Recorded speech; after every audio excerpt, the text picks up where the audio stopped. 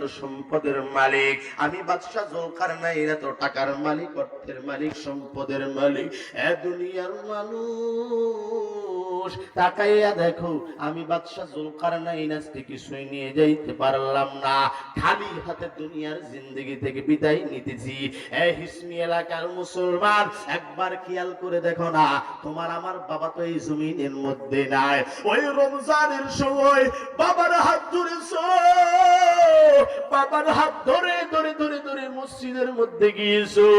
যুবক ভাই, এই পরিচয় দাও, বলো না দুনিয়ার জীবনে রবের হুকুম মানো নাই। ও বাবারা, দুনিয়ার জিন্দেগিতে তোমার ধর্ম কোনটা? তুমি ধর্মের অনুসরণ করো নাই, তোমার নবীর অনুকরণ করো নাই। বলো না, এই দুনিয়া থেকে যখন বিদায় নিয়ে যাবা প্রশ্নের উত্তর তো দিতে পারবা না। মায়ার নবী আবার ডাক দিয়া বলেন, ওই কাফিরে প্রশ্ন করবেন, বলে হ্যাঁ